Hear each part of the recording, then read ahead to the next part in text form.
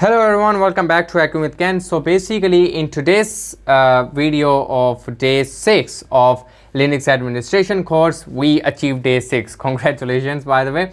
We covered so much so far, but there's still yet more to go. We got to cover like more of the stuff. I don't know how much, but I think so we need to go for like more days until we cover up all the Linux we need to know. We will keep on going.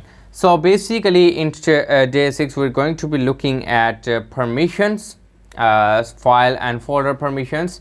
You won't understand what I'm talking about right now, but these permissions are really important, and as a Linux admin you need to know how you can manage them, and you need to know how to manipulate them and everything. So basically in today's video we're going to be doing all of that.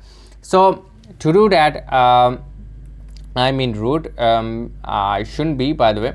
I'm going to create some files. Touch 1 2 3. No, let's name it file 1 can and lim. I know what lim is. Okay, just type ls-la. Okay, let's ls-l only. Okay, so we have like 4 files, directories and folders here. So basically what you can see is I typed ls-l and it gave me this output. Now we need to understand what this output really means. Like, first of all, these columns, to be honest, what they really mean, what they represent, what are these two, and you know, this is the date and stuff like that and everything. Just don't worry about it. So what is this? I'm going to explain you to that. So the first column is basically RWX full. The first column is RWX, meaning the first column will look like this, RWX, and second column will be like this, third column will be like this. So what they represent, really, RWX. Well, the first one represents the read permissions. We have a permission to read the file, and the second one represents the write permission, means we can edit that file, we can add new content in it. And the third one means executable, which means this is a binary or a bash script file or any script file that we can execute. So this really helps to understand the permissions we have for a file. As you can see, we can read the file 1, we can write it, but there are 2 R's. And why there are 3? I mean, we are not stupid. We can see one time that we have permissions. Why it's showing us 3 times? Why let the scars burn so hard? So that there are 3 columns. First column, this one, I'm going to highlight it. This one represents your user permissions, which means these are my permissions. These are permissions for me.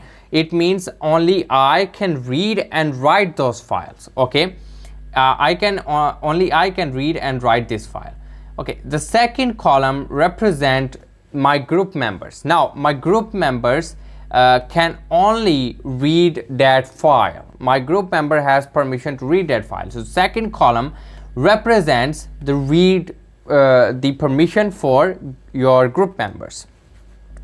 Now the third column represents other groups and users which are present in Linux.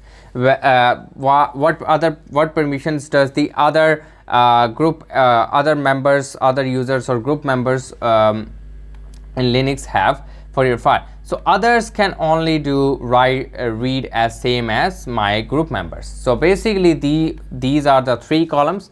One is for you, your user, second is for your group members, third is for other users and other group members.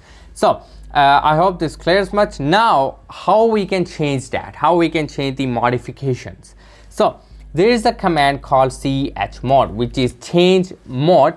So I'm going to use that. Now chmod, let's add execute permission first. So I'm going to add a plus sign, and then I'm going to write X, and then I will type file 1.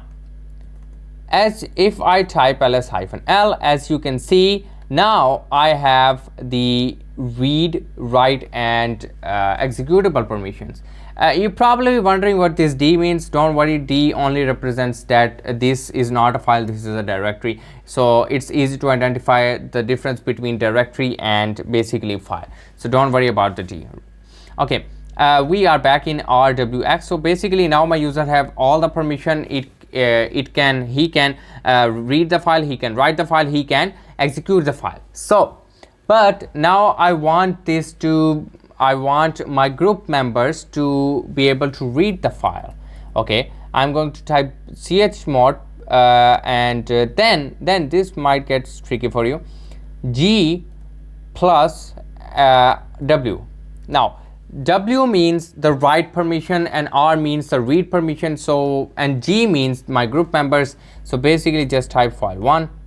If I type, let's clear it first. If I type ls-l, as you can see, my basically my group member have now read and write permission. Okay, but why does it have the execute permission? Maybe I gave all the execute permission. So you can set that. Let's say I take the X permission back. You can take that back by typing minus. Minus is basically used, the plus one is used to give permissions, the minus one is used to take it all away. So let's take the executable permission away. I feel like so much powerful. So now nobody has the executable permission, but let's say when I typed plus X, it gave all users and groups and me permission to execute the file, but we don't want that, do we? I want those permission only for me. I am the one who knocks, I'm the danger. So this was Breaking Bad talking, sorry about that. So this is, I want those permission, and I that shouldn't be for no one else. But where were we? First of all, we were at G. G represents group. But first of all, I don't want any of the members to read what I'm doing or write or execute my file. So I will type O minus, and I will take the R permission away from them.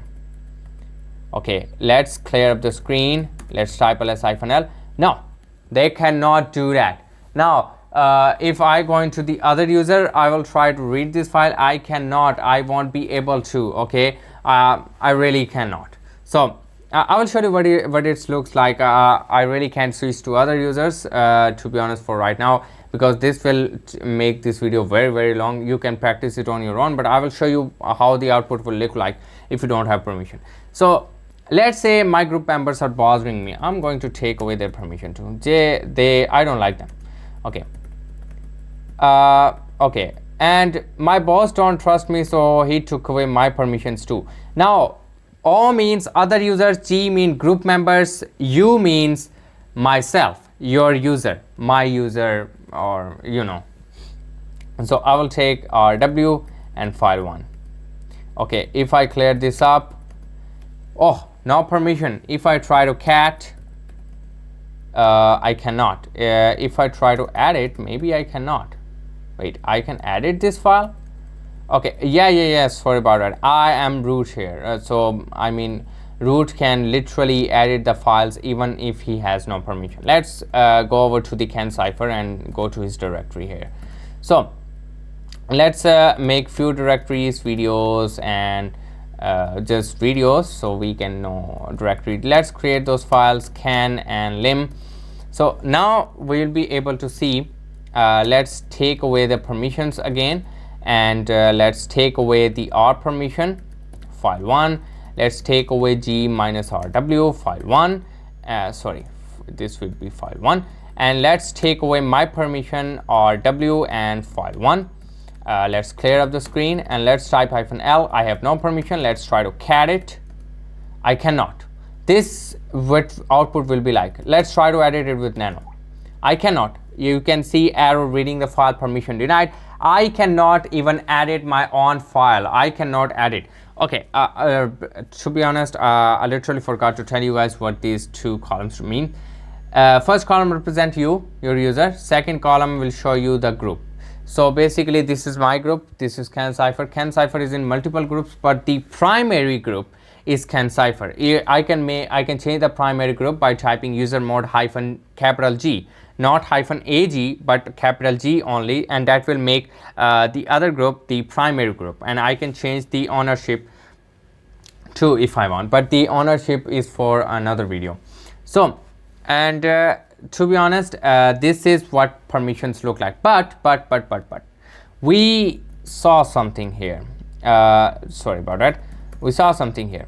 As you can see, I have to type, if I want to give, I have to type this, either this, either this, either this, or any one of it, either this, either this. I have to type this, and I cannot do it in one line. Okay, I have to do it in like multiple times. I'm sick of it. It just takes too much time. What if I told you there's a way that you can do this all in one line? What if I told you that there are some magic numbers that can do the job? So there are magic numbers, and they are in chmod, and they are 1 2 4. Now sometimes I forget the 1 2 4, like what one means. I think one is for execute. Here we are. One is for execute, I think. Here 4 is for read, 2 is for write, and 1 is for execute. So if I give someone 4 permission, he can read my file. If I give someone 2 permission, he can write my file. If I give someone 1 permission, he can execute my file. So but what if we combine those? Let's say 4 plus 2 equals 6. Now that user will be able to read and write my file. Okay, let's make it 7. That user now can execute and write my file. So what if I make it 1 or stuff like that? But how can I say this? The rabbit hole just goes deeper and deeper as you go. So basically I'm going to do this again.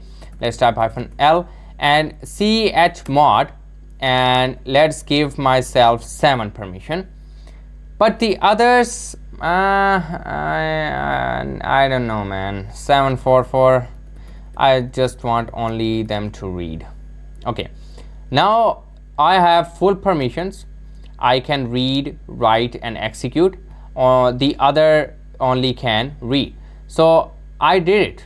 I set the permission for myself, for my group members, for other users and groups in one line, and I did it with using the magic numbers.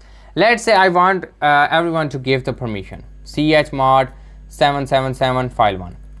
Now if we verify, the all members have read, write, execute permission, read, write, execute permission. Here it is, read, write, execute permission. So let's take it all away. You can type 000, and now all the permissions will be taken away from everyone, from every user, from other groups and users. So this is how basically you can do. You can set permission, you can take them away, and managing permissions is really important in Linux. As you will go deeper, you need to administrator, you need to look out that no one has access to anyone else's files, no one has access to anyone else's folders. So you have to look out for that, okay, because every user data is crucial, and you need to know that each permissions are set according to the policy you design or stuff like that. So I think this is all for today, and this is the chmod. By the way, you can go on, practice those.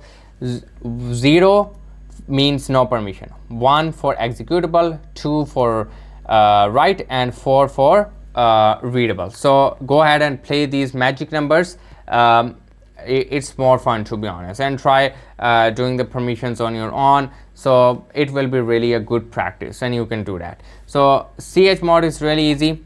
You need to just remember the magic numbers, and remember the modification you do. Remember what permissions you're taking away, what permissions you're giving them, what the permission means, and you can do that. So it's basically really easy. In next video, we'll probably look at how to change the ownership of a file, like I am the owner, Kencypher here. So I can change the ownership. Let's say I want someone else to be the owner of this file now, and I want to give this ownership to basically someone else group. So we can do that, and I will show you how. So see you guys in the next video.